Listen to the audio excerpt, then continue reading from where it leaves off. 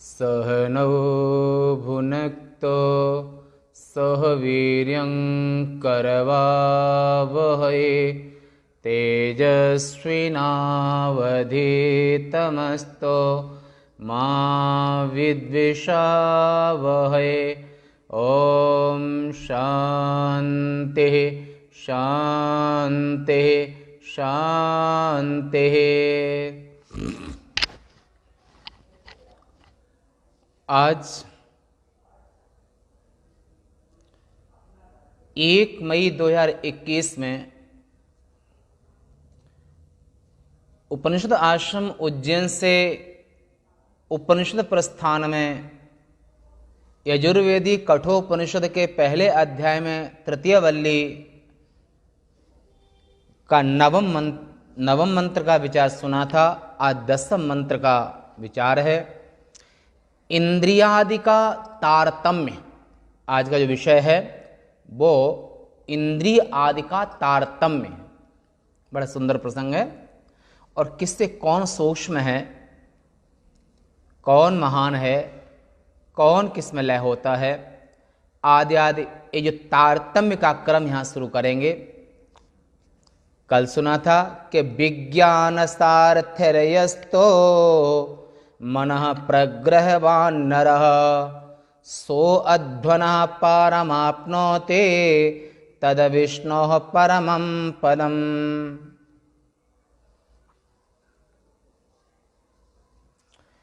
जो मनुष्य, ये नवम मंत्र का विचार है संबंध जोड़ने में, जो मनुष्य केवल विवेक युक्त बुद्धि सारथी से युक्त और मन को वश में रखने वाला होता है, वह संसार मार्ग से पार होकर के और उस विष्णु माने व्यापक परमात्मा के परम पद को प्राप्त करता है।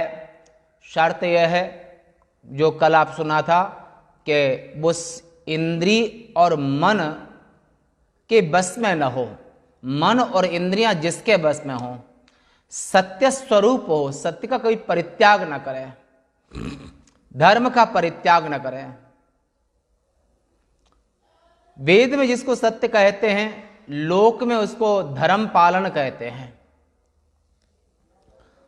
जो पूर्वोक्त विद्वान मन जो पहले कह चुके हैं कि आत्मज्ञ विवेकी मन और इंद्रियों को अपने बस में रखने वाला, जो पूर्वोक्त विद्वान पुरुष विवेक युक्त बुद्धि सारथी से युक्त माने अच्छी बुद्धि से युक्त, मनोनिग्रहवान मन में जो संकल्प हुआ वो करने लगे, उसके पीछे चल दी, ऐसा नहीं।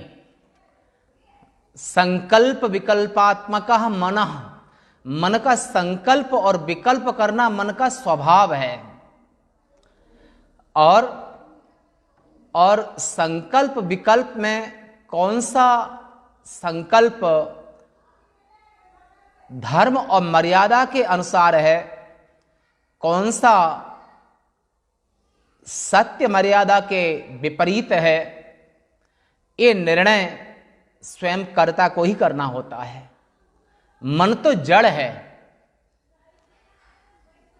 मन का कहा न कीजिए, मन है पक्का भूत, ले डुबाब दरियाब में आप जाएगा छोट। अगर केवल मन के पीछे आप चल दिए और मन में जो संकल्प वो करने लगे, तो पागल होने में समय नहीं लगेगा कि मन में ऐसे ऐसे संकल्प जो कि व्यक्ति उसको पूरा नहीं कर सकता है, ना संभव है। इसलिए तस्मात् शास्त्रं प्रमाणन्ते, मन में जो संकल्प विकल्प हो रहा है उसको शास्त्र की कसौटी पर कस करके, शास्त्र के अधीन अपने आप को करके, शास्त्र के आदेश के अनुसार शास्त्र की मर्यादा को स्वीकार करके, अगर शास्त्र जिस बात का, जिस संकल्प का, जिस विरोध कर रहे हैं और मन में कितनी भी इच्छा हो, उस इच्छा को पूरा नहीं करना चाहिए। शास्त्रानुमोदित माने गीता, और उपनिषद के अनुसार जो कर्तव्य है वही करना उचित है। शास्त्र सुचिंतित पुनि पुनि देखिए। अगर कभी संदेह हो शास्त्रों में तो शास्त्र का पुनर्अवलोकन करना चाहिए, और जो उसके मनीषी विज्ञ जन हैं उनके चरण शरण में जाकर के उनसे पूछना चाहिए कि आखिर इस ऐसी परिस्थिति में हमें क्या करना चाहिए। तस्मात् शास्त्रं प्रमाणन्ते।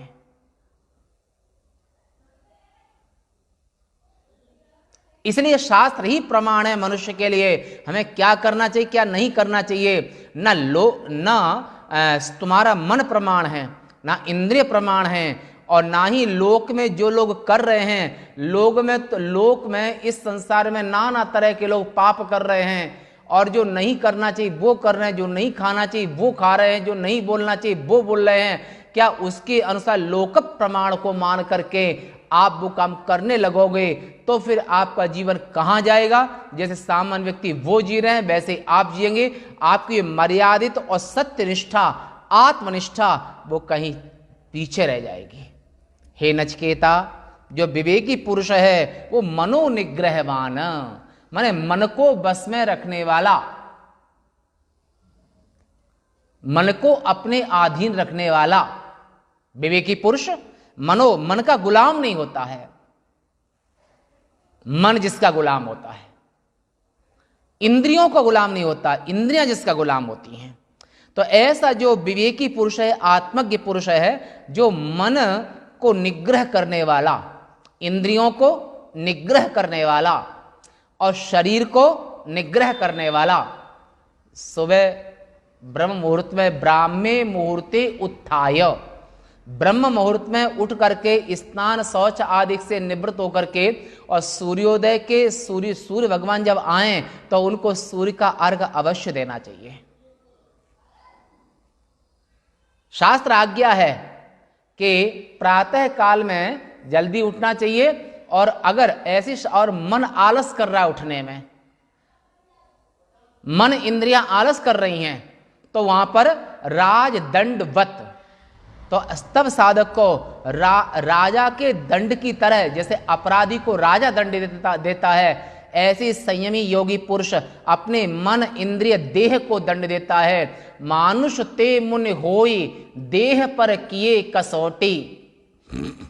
मनुष्य ते मुनि बनता है अगर मन इंद्रिय और तन पर कसौटी करता है तो। ऐसे संयमी विवेकी पुरुष है, मन और इंद्रियों को निग्रह करने वाला, एकाग्र मन वाला होता है, और वह पवित्र होता है, सदा पवित्र होता है। संसार गति के पार को यानी कि अवश्य ही उस परमात्मा को प्राप्त अवश्य कर लेता है संयमी पुरुष, सत्यनिष्ठ पुरुष, आत्मज्ञ पुरुष। संपूर्ण संसार बंधनों से युक्त, संपूर्ण संसार बंधनों से वो मुक्त हो जाता है, फिर उसे संसार कभी बांध नहीं सकता है। उस विष्णु यानी कि वासुदेव नामक सर्वव्यापक परब्रह्म परमात्मा,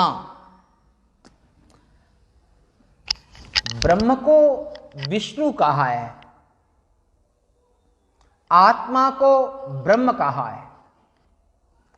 तो ऐसा जो व्यापक परमात्मा है, ऐसे परमात्मा को वो प्राप्त कर लेता है और उत्कृष्ट पद स्थान प्राप्त करता है। वो ऐसा विद्वान अवश्य उसको प्राप्त करता है। अब जो प्राप्तव्य परम पद है उसका स्थूल इंद्रियों से आरंभ करके, माने इंद्रियां सबसे स्थूल कही गई हैं, ऐसे स्थूल इंद्रियों से आरंभ करके और सूक्ष्मत्व के तारतम्य क्रम से, माने इससे ये सूक्ष्म है, इससे ये सूक्ष्म है, इससे ये सूक्ष्म है, ऐसे क्रम से प्रत्यगात्म स्वरूप को ज्ञान, प्रत्यगात्म स्वरूप से ज्ञान प्राप्त करना चाहिए। इसलिए आगे कथन आरंभ करते हैं। यमराज कहते हैं, हे नचिकेता, इंद्रियादि का जो तारतम्य है उसको बताते हैं। इंद्रियेभ्यः पराह्यर्था अर्थेभ्यश्च परं मनः, मनसस्तु परा बुद्धिर बुद्धेरात्मा महान परः। इंद्रियेभ्य परा ह्यर्था, अर्था माने विषय, अर्थ, शब्द स्पर्श रूप रस गंध, इंद्रियों की अपेक्षा उनके विषय शब्द स्पर्श रूप रस गंध वो श्रेष्ठ हैं, और विषयों से, इंद्रियों से विषय श्रेष्ठ हैं, शब्द स्पर्श रूप से अधिक, और विषयों से मन उत्कृष्ट है।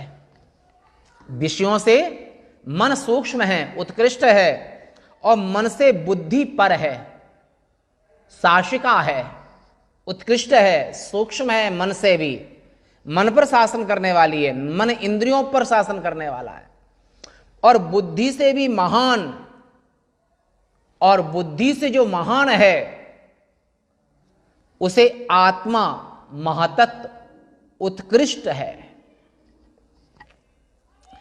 इंद्रियां तो स्थूल हैं, स्थूलानि तावत इंद्रियाणि तानि, यही अर्थ ही आत्म प्रकाशनाय आरब्धानि तेभ्य इंद्रियेभ्य स्वकार्येभ्य पराह्यर्था मन सूक्ष्मा।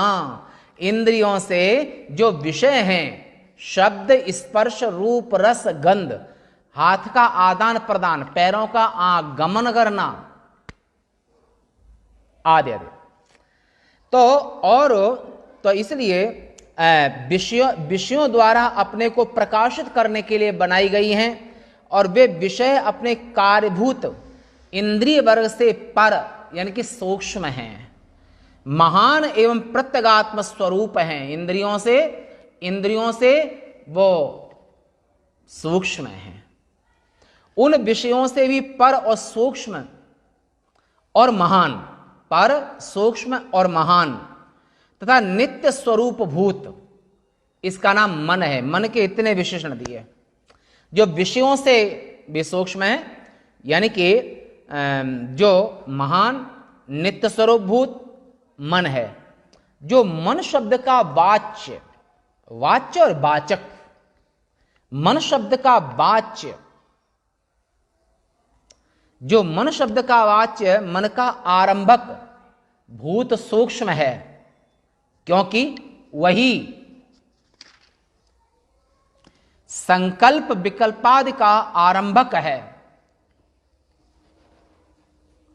जिसको तो अपंचीकृत पंच महाभूतों से 5 ज्ञानेंद्रियां और मन बुद्धि चित्त और अहंकार, ये अपंचीकृत पंच महाभूतों से इनकी सृष्टि हुई है। और अपंचीकृत पंच महाभूतों के सतोगुण से तो आपने 5 ज्ञानेंद्रियां और मन बुद्धि चित्त अहंकार, ये 9, 5 और 4 9 हो गए। और अपंचीकृत पंच महाभूतों से रजोगुण से 5 कर्मेंद्रियां और प्राण अपान व्यान उदान समान, ये 5 प्राण हो गए, और 5 उपप्राण हैं, नाग कूर्म करकल देवदत्त और धनंजय, शरीर को फुलाना आदि के काम भी होते हैं, और 5 प्राण है, 5 इनके उपप्राण हैं, उपप्राण हो गए।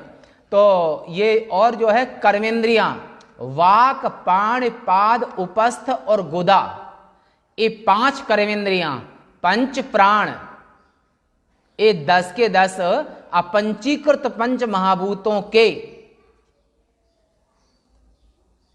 रजोगुण अंश से बने हैं, और अपंचीकृत पंच महाभूतों के तमोगुण अंश से क्या बने हैं?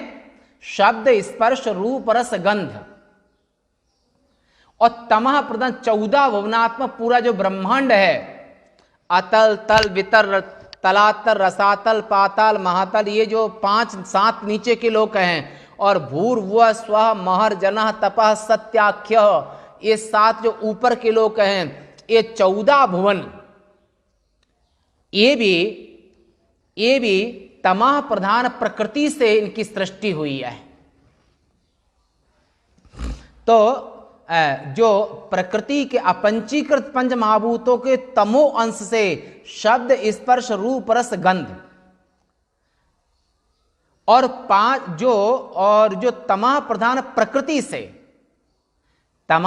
प्रकृति से संपूर्ण ब्रह्मांड का निर्माण हुआ है, 14 भुवन जिसके हैं,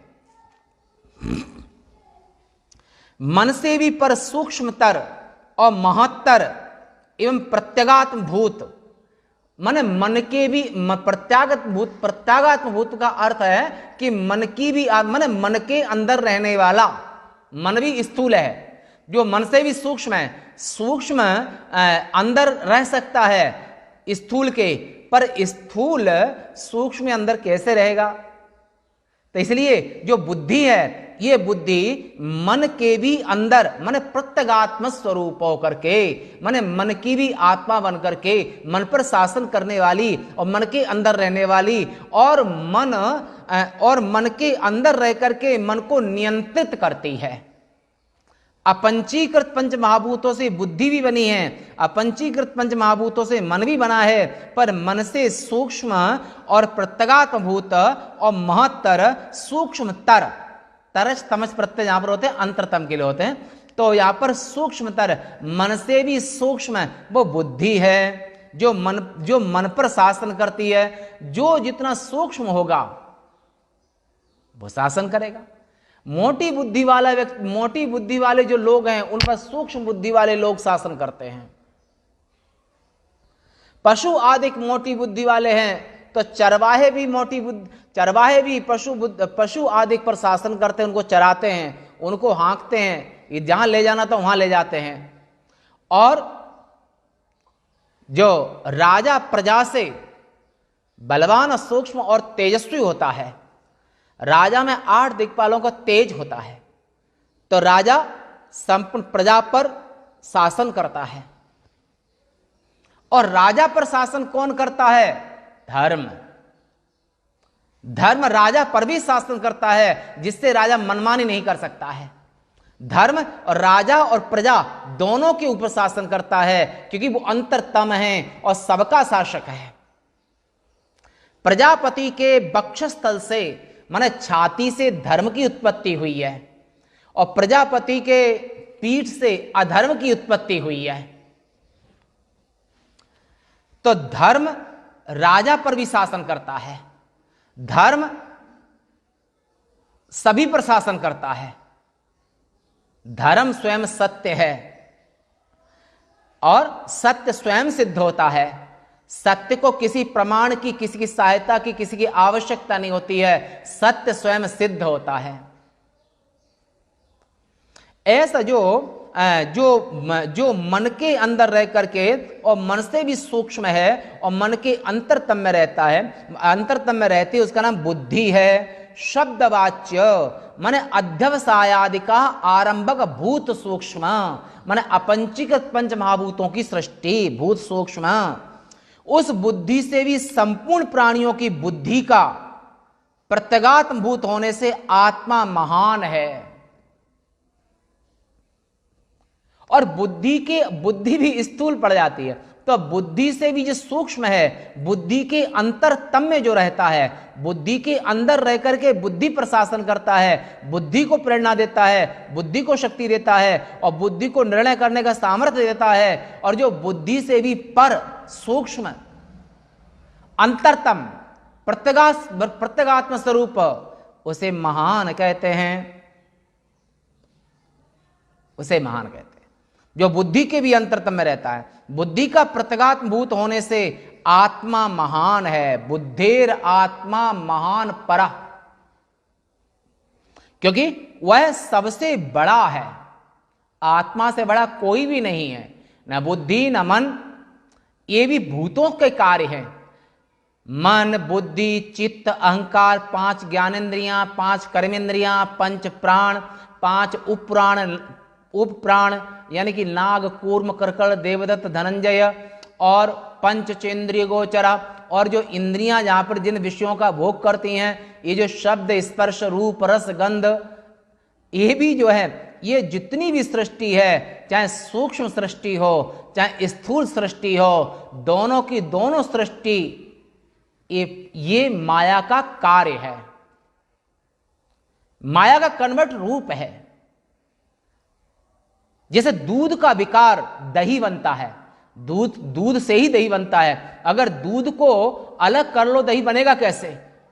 ऐसे ही संपूर्ण संसार जो बना हुआ है, संपूर्ण संसार में चाहे सूक्ष्म सृष्टि हो और चाहे स्थूल सृष्टि हो, चाहे काम आदि विकार हो और चाहे शम दम आदि संयम हो, तो इस जितनी भी सृष्टि है वो संपूर्ण सृष्टि माया के द्वारा, माया का विकार, माया का कन्वर्ट रूप और माया ही सृष्टि के रूप में स्वर्ग नरक आदिक ये भी माया का कार्य है। गो गोचर जहां लगी मन जाई, गो गोचर जहां लगी मन जाई, सो सब माया जानिए भाई। जहां तक मन की गति है, जहां तक आप सोच सकते हैं, जहां तक आपकी बुद्धि जा सकती है, जहां विचार कर सकते, वो सब माया का कार्य है। अब ये कल्पना करो जब पूरी की पूरी सृष्टि माया का कार्य है, तो आप माया को छोड़ करके जाओगे कहां? स्थूल देह भी माया का कार्य है, सूक्ष्म सृष्टि, सूक्ष्म देह, मन बुद्धि आदि ये भी माया का कार्य है। तो आखिर जब सभी माया का कार्य है, तो आखिर इस माया को छोड़ करके मैं ये नहीं चाहिए, आखिर माया को छोड़ के तुम कहां जाओगे? संसार की गति ही नहीं है माया को छोड़ करके। 14 भुवन माया का कार्य है, पाताल से लेकर के ब्रह्मलोक तक जितने भुवन बने हैं ये सभी माया कार्य हैं, स्वर्गादिक लोक भी माया के कार्य हैं। तो पुण्य आत्मा जो होते हैं तो ऊपर के दिव्य लोकों में निवास करते हैं, उनके दिव्य शरीर होते हैं, और जो पाप परिणाम से नरक आदि में जाते हैं, परंतु चाहे उत्तम सुख की प्राप्ति हो, चाहे मध्यम सुख की प्राप्ति हो, चाहे निम्न दुखों की प्राप्ति हो, नीच से नीच महान दुख की प्राप्ति हो, ये सुख दुख जितने भी हैं सब हैं तो माया के ही कार्य। आखिर माया को छोड़कर, माया के कार्य को छोड़कर कहां जाओगे? इसलिए भगवान ने कहा है कि अर्जुन व्यथित ना हो।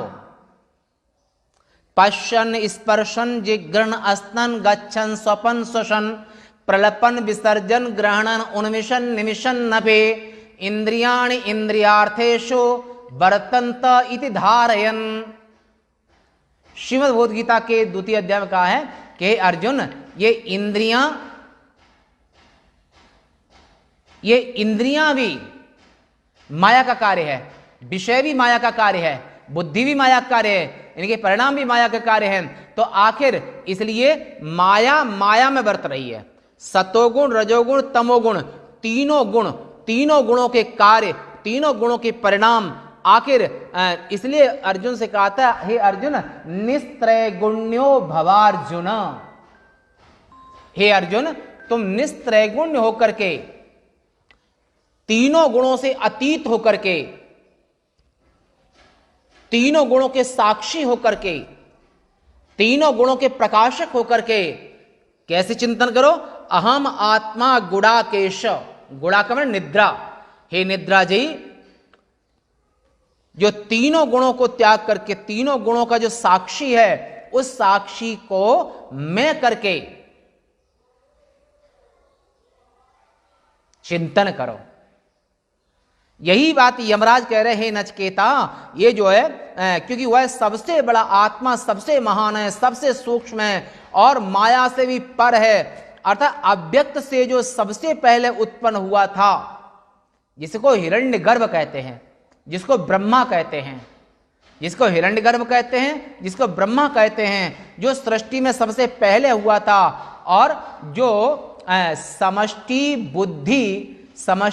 बुद्धि अभिमानी, उसको महतत्व, समष्टि माने सभी बुद्धियों को एक जगह मिला लो तो उसको जो है ब्रह्मा की बुद्धि, संपूर्ण समष्टि स्थूल देह को मिला लो तो वो भगवान विराट का देह है। ऐसा परमात्मा जो हिरण्यगर्भाख्य देव, जो सृष्टि के आरंभ में उत्पन्न हुआ था और सबसे पहले जो उत्पन्न हुआ था, जो महान आत्मा ज्ञान शक्ति और क्रिया शक्ति, ज्ञान शक्ति और क्रिया शक्ति से जो संपन्न है। हिरण्यगर्भाख्य देव यानी कि ब्रह्मा जी, वे ब्रह्मा जी, उनके चार मुख क्या हैं? चारों वेद ही उनके चार मुख हैं। पूरब का जो मुख है वो ऋग्वेद है, दक्षिण का मुख है वो यजुर्वेद है, पश्चिम का जो मुख है वो सामवेद है, उत्तर का जो मुख है वो अथर्ववेद है। जाकी सहज श्वास श्रुतिचारी, ये चारों वेद उनकी सहज श्वास प्रश्वास रूप है। तो ऐसे जो क्रिया शक्ति से संपन्न, ज्ञान शक्ति से संपन्न होने के कारण बोधात्मक हैं, वह बुद्धि से भी पर ऐसा कहा जाता है। आज यहीं तक, शेष वार्ता कल। ओम।